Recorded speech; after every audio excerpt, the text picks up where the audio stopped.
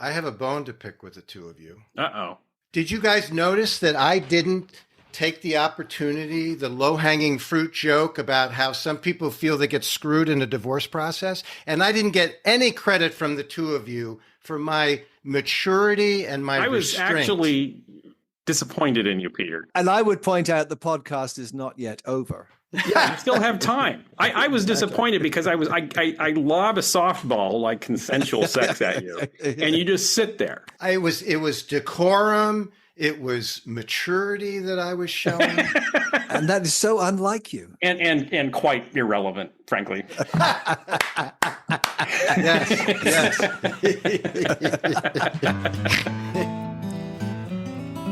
Welcome to the Three Wise Men of Divorce, Money, Psych, and Law podcast.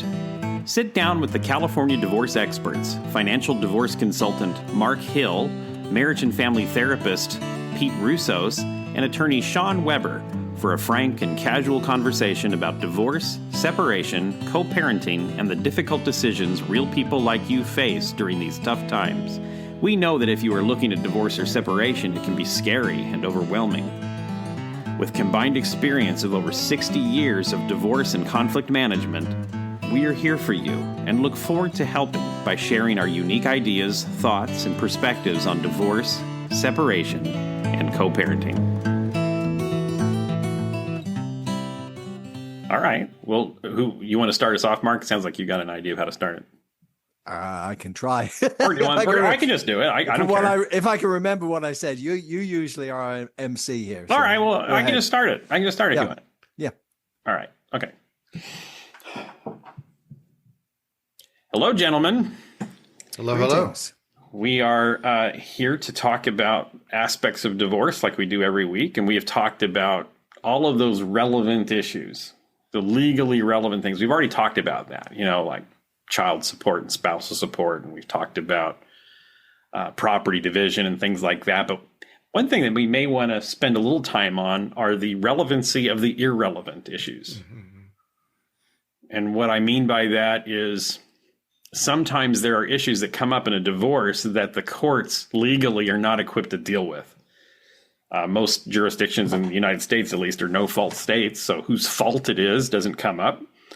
Issues of affairs don't come up in court, but or other things like what happened during the marriage or religious issues. There's a whole list of things that are very relevant to people personally, but aren't necessarily, or most likely not, relevant in a legal context.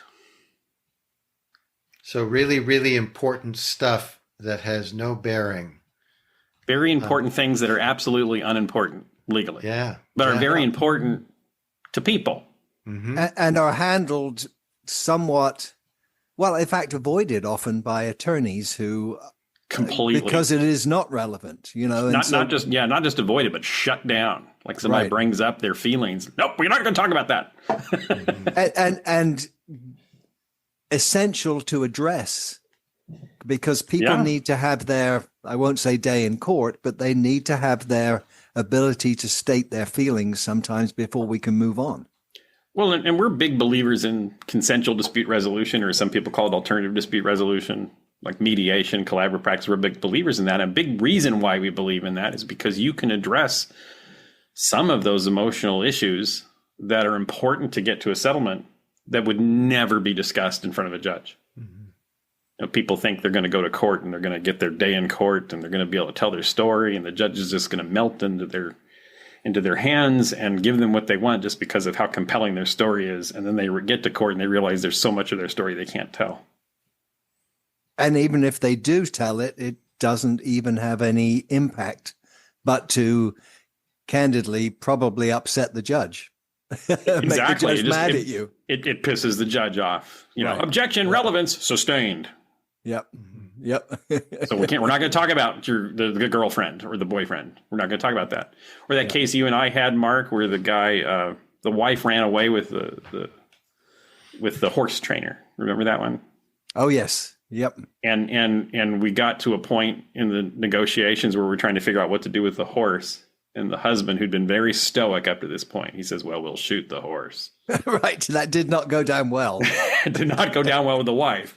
Yeah. But that was something, he had some strong feelings that needed to be addressed that could not have been addressed in court. And we were able to deal with it. And in fact, in that case, they had major financial implications because they had been paying for, if I'm remembering the right case, they've been paying these horse expenses for decades on the assumption that when wife got her inheritance, it would kind of take care of their retirement. And now they're getting a divorce and the whole Well, that's another changes. case, but we see this kind of pattern a lot, right? Okay. Yeah. Yeah, that was another one, but that was okay. But I mean, they all blend together, right? They do. Unfortunately, yeah. I mean, we see a lot of the same. Obviously, in my case, that one we see a lot of the facts resurface. Maybe it's good that they blend together so people won't guess who we're talking about. Yeah. Yeah. I mean, that kind of thing comes up. Or my wife's going to get an enormous inheritance. I know she is because her mother is on death's door. She's 102, and they have a lot of money, and she's going to get that inheritance. Court doesn't care because the inheritance hasn't been received yet. As we're talking about it, guys, I'm thinking about this from a process standpoint. And I think that one of the things that drew me to collaborative divorce when I first heard about it in 1996, was the idea that is, in a collaborative process, sacred space is made for people to be able to process their emotions. It's a chance for the aggrieved, if you will, to do the grief work on an emotional level that's going to be essential to moving forward in a collaborative way, even though there may be material aspects of what it is that they're wanting to address in terms of settlement that wouldn't be considered in a court process. The emotional dynamics, there is absolutely room and space made for that in a collaborative process or in the kind of mediation work that we do, because we recognize that that's essential to people being able to move forward, to grieve effectively, and to work collaboratively and cooperatively with each other to address the settlement issues. I think that's very true. I mean, one of the premises of our whole podcast is the idea that there's the emotional, the legal, and the financial, and they all three have to be addressed in order for people to be willing to settle their case. And these emotional things need to be addressed.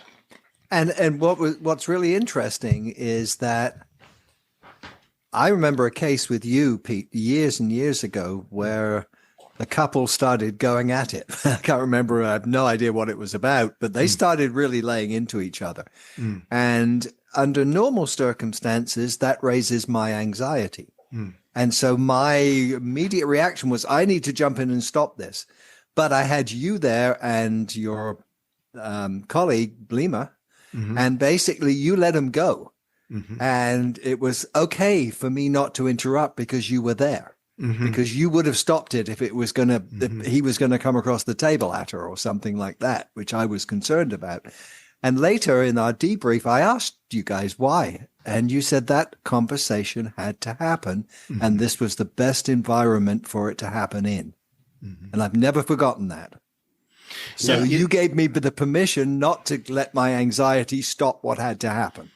And I'm thinking about this too in terms of my understanding of like the restorative justice movement, or actually thinking of also what's coming to mind for me is research that I heard about that had to do with how hospitals respond to malpractice complaints and how important it was for people to be able to express their thoughts and feelings, even if they didn't get what they wanted. Being heard was an important part of the healing process. So I think, Mark, what you're pointing to is the importance of people being able to express themselves. Now, I'll often steer the conversation, if you will, by asking people, is this the conversation that you need to have? And is this the way you want to have it? For people to take responsibility for that. But I think that in that case, it was absolutely the conversation that they needed to have and the way they needed to have it in order to move through that issue and move forward. So maybe we can make a list of those very relevant, irrelevant issues that we see a lot that really gets uniquely addressed in collaborative or in mediation. The first one that comes to my mind is when there's betrayal trauma, there's affairs, or maybe it's financial betrayal. But the feeling of betrayal is not something that the court really cares about. The court cares if there's like a breach of a financial duty, like if you breach a fiduciary duty. But just the concept of so-and-so did me wrong doesn't really, because it's a no-fault state in California at least, it doesn't really get dealt with at court at all. But if people are going to have at least a somewhat positive feeling about their divorce when they look at it in the rearview mirror, it needs to be discussed, right? So, Pete, I mean, when you have somebody that's really struggling with betrayal, how would you work with them? What do they need to hear?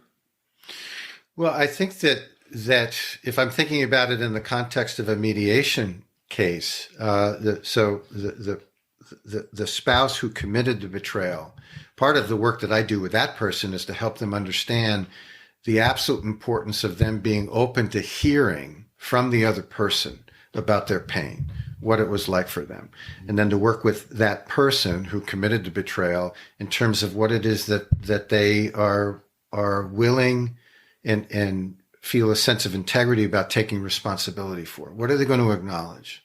What are they going to own? And then for the person who feels betrayed, part of the challenge, if you will, of my role working with that person is to help them understand that it's important that they be able to express themselves. It's important that they be able to tell their story. But for them to also recognize that they are not entitled to anything. In regards to the feeling that they're having. They're not entitled to anything as it relates to settlement.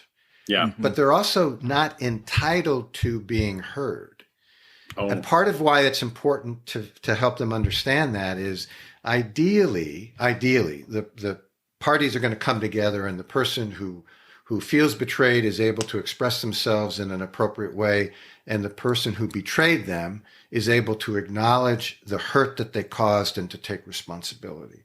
But even if that doesn't happen, for the person who was betrayed to be able to express themselves and hopefully have a sense of not just integrity, but also closure, even if they don't get the response that they wanted, because they were able to assert themselves in an appropriate way. I had this lady one time, she's like, I just wish he would apologize.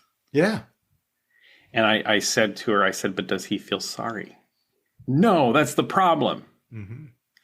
Do you think he's going to suddenly feel sorry because you asked him to? Right. No, I don't think he will. So what do we do now? But he might acknowledge that she's experiencing pain.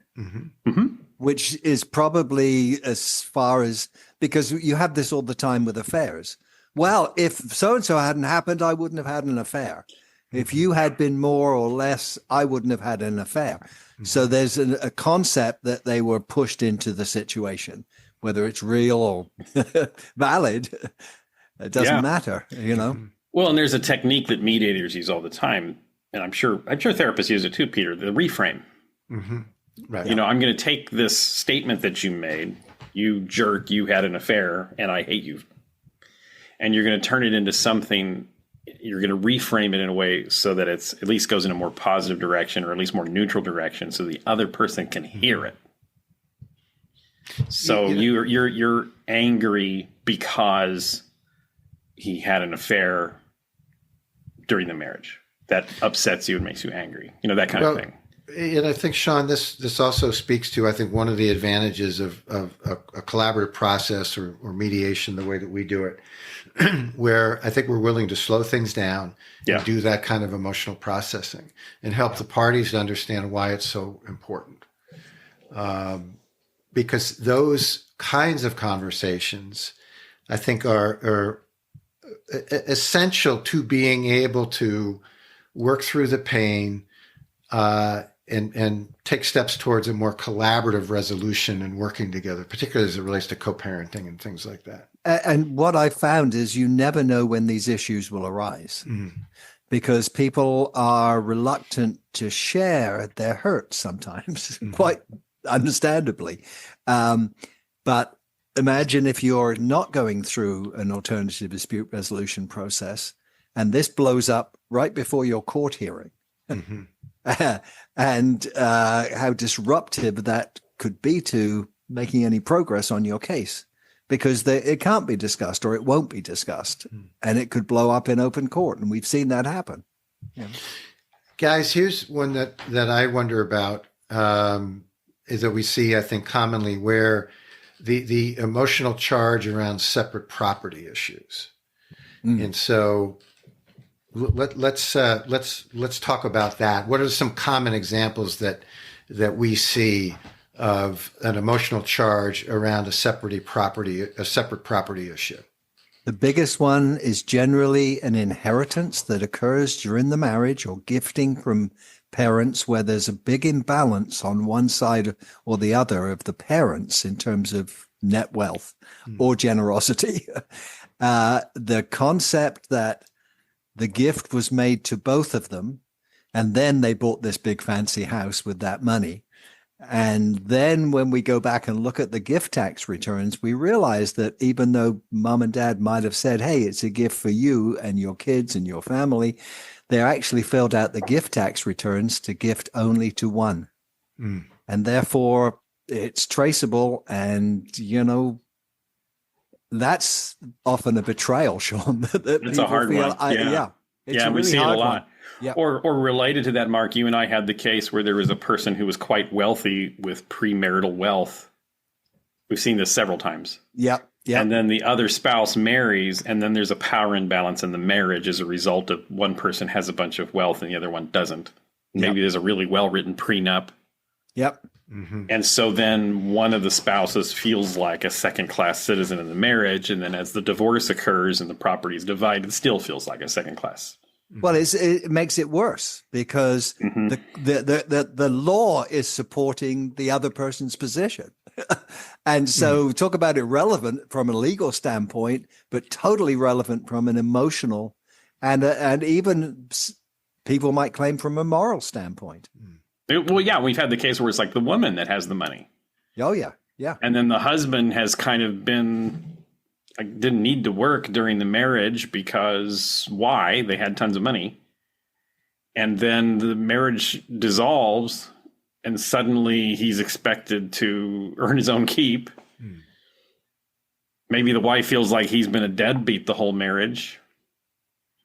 Maybe he has, maybe he hasn't, but there's these feelings swirling around this power imbalance with the money that legally no one can do anything with that.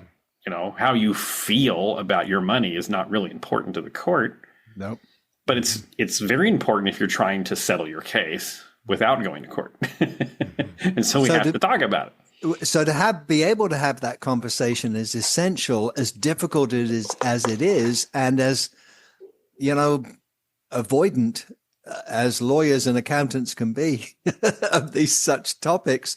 It just tells you why you get into such quagmires with divorce and nothing moves forward, because you don't address these issues.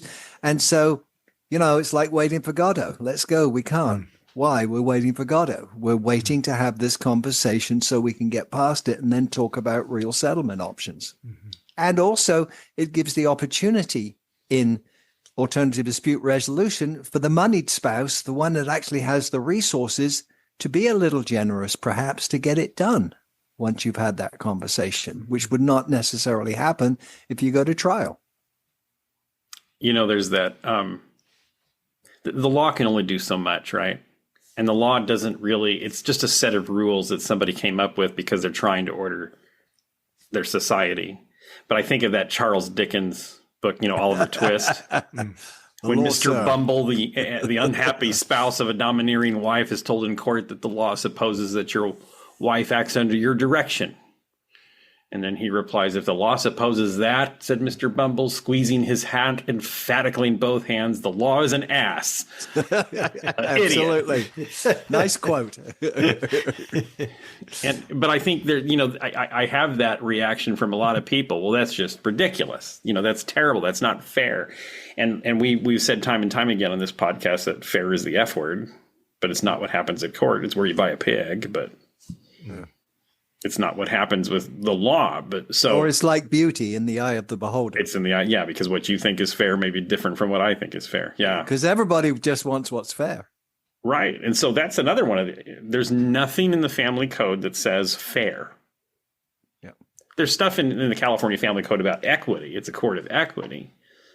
And so we have to be equitable. But there are also laws that specifically say how things are divided, whether it's equitable or not. Mm-hmm. And the court has no choice but to apply the law. When you go to an out-of-court option like mediation or collaborative practice, you don't have to necessarily apply the law. You can get creative. Although you should know what the law says, because I always say we do this work under the umbrella of the law. Yep. So we need to know if we're under the umbrella or if we're stepping outside of it, because you can agree to step outside from under the umbrella if you both agree. If you both agree, that's the key here. Yes. Yeah. Well, he should give me this. Well, does he agree? No. Well, then I don't think he's going to give it to you. Yeah. Yeah. So Shawn, full confession, you used a term earlier today that I had never heard before. Uh-oh. Consensual dispute resolution. I know it sounds like consensual sex, doesn't it? No, but I wanted to have you say more about it, because I always use the term alternative dispute resolution. So I'm curious about the genesis of that term, and does that mean something different to you? So a lot of practitioners like us in the community have been gravitating towards the term consensual dispute resolution as opposed to alternative dispute resolution, because number one, they didn't want to view mediation or collaborative practice as like alternative medicine. Mm-hmm. It's not the acupuncture of law. Yeah. Not that there's anything wrong with acupuncture. Mm-hmm. I look forward to your letters, but also the idea that it's actually a mainstream concept, but then also the concept of consensual. You reach an agreement because you consent to it. You're not going to a stranger in black robes who creates your orders for you and imposes a ruling upon you. Mm-hmm. You and your partner consent to an agreement. And so I like the concept of consensual because it really does emphasize the importance of informed consent. So you do need to know what the law is, but then you willfully submit to the agreement that you submit to, and then you own it. It's about empowerment. It really is more empowerment. Yeah. And responsibility. Yeah. Even if you agree to something you don't like. Yep. Mm-hmm. Like I always tell my clients, if I'm doing my job, you'll probably both walk out of here a little disappointed because you've compromised on something. Compromise is actually a good thing as opposed to what they tell us in Washington. Yeah. You got more of what you would have made. You've gotten more of something by giving something up. Yeah. I have a bone to pick with the two of you. Uh-oh. 2 minutes ago, when I brought this up, and Shawn, you said it sounds like consensual sex. Did you guys notice that I didn't take the opportunity, the low-hanging fruit joke about how some people feel they get screwed in a divorce process? And I didn't get any credit from the two of you for my maturity and my I was restraint. actually disappointed in you, Peter. I would point out the podcast is not yet over. Yeah, you still have time. I was disappointed because I lob a softball like consensual sex at you, and you just sit there, and I saw a little smile on your face, but you didn't take the bait, and I needed you to. It was maturity that I was showing, and that is so unlike you, and quite irrelevant, frankly.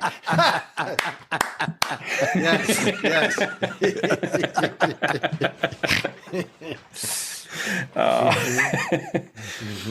But no, people do feel screwed, don't they?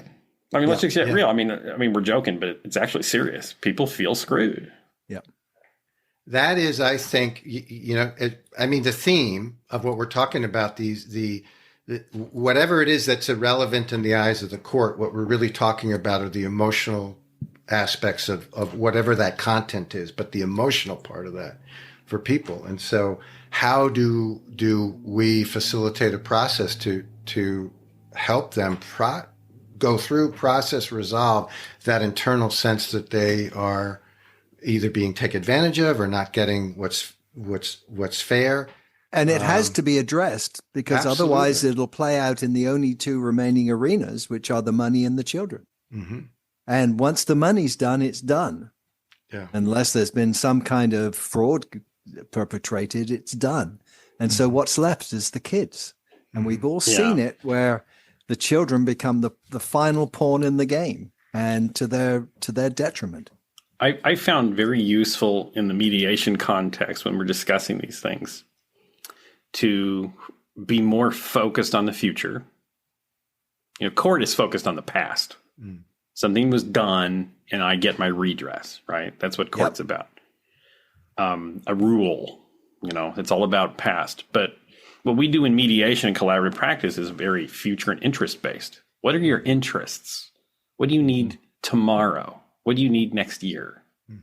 And so a future focused approach, I think, works a lot better than a past focused approach, even though we do have to, sometimes you have to talk about the story and you have to process the emotions that surround that story.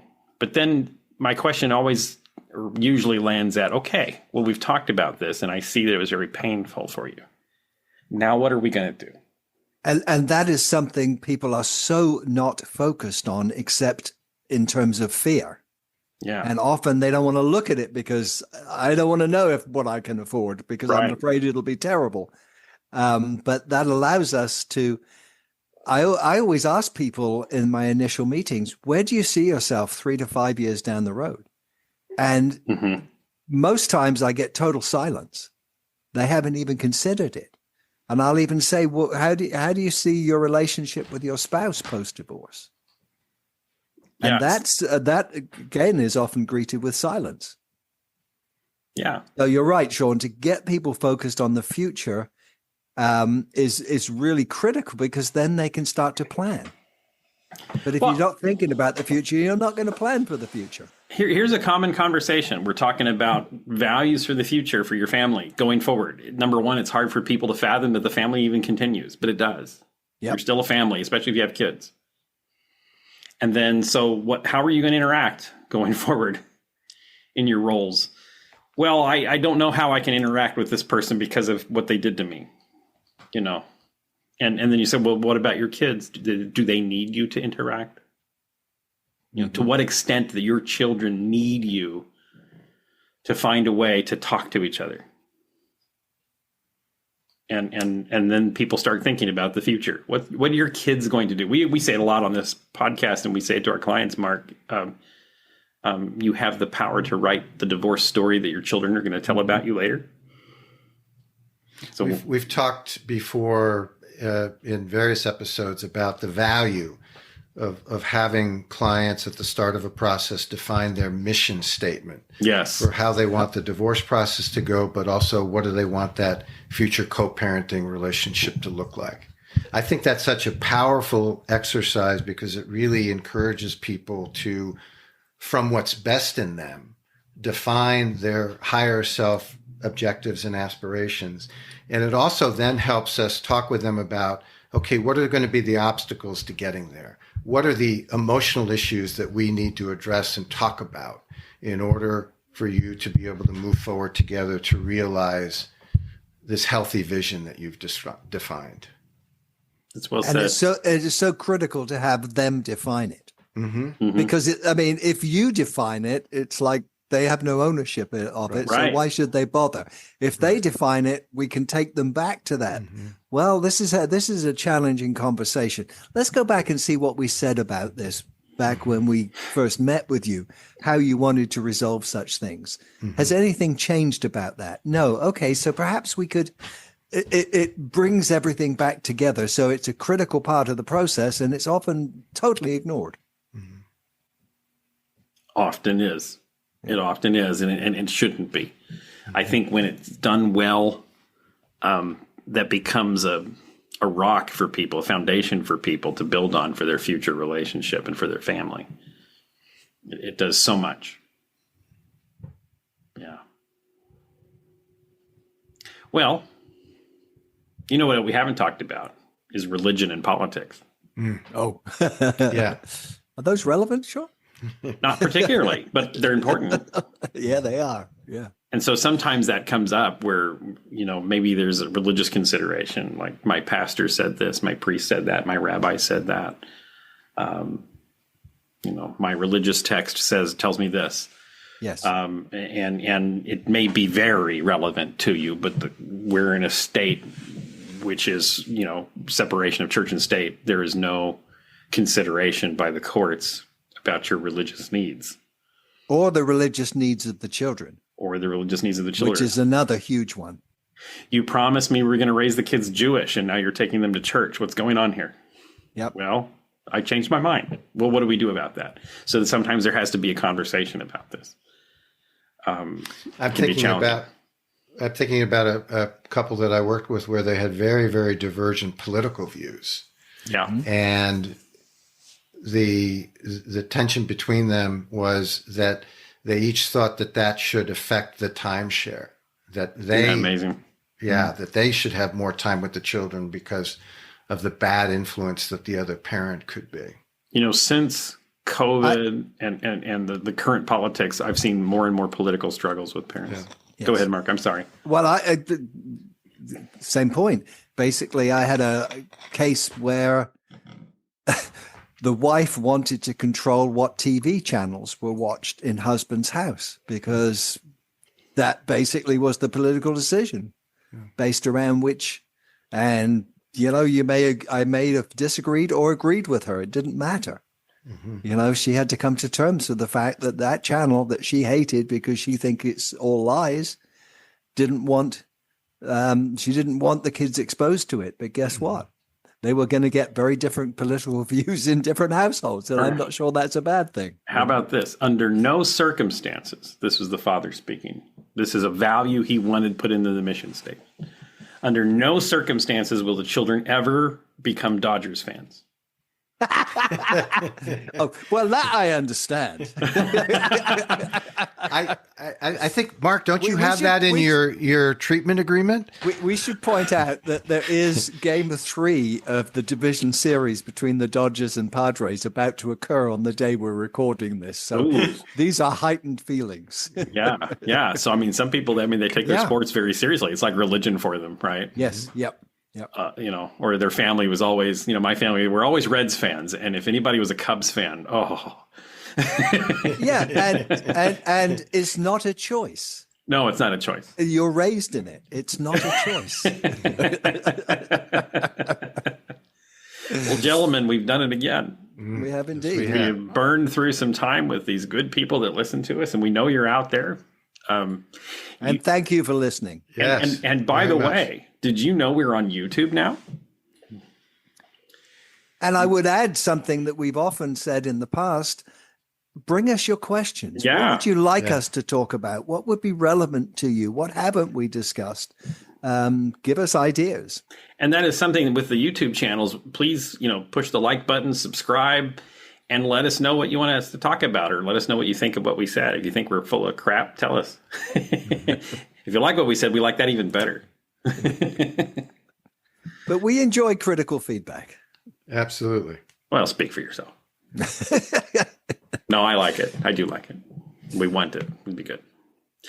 So, Mark, if people need to get a hold of you to talk about a financial issue, what should they do?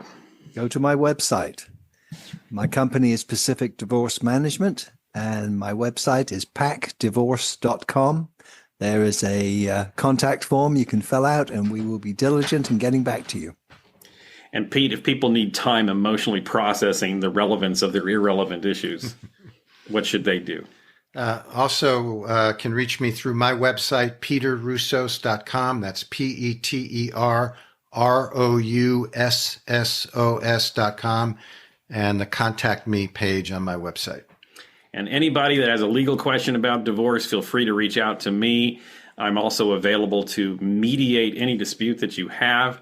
It's WeberDisputeResolution.com. Weber like the grill, dispute like we had a fight, and resolution like we solved it. WeberDisputeResolution.com. Until next time, good luck.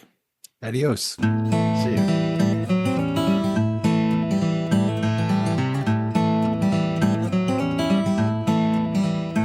Thanks for listening to another episode of The Three Wise Men of Divorce: Money, Psych, and Law. If you like what you heard, be sure to subscribe, leave us a review, and share with others who may be in a similar place. Until next time, stay safe, healthy, and focused on a positive, bright future.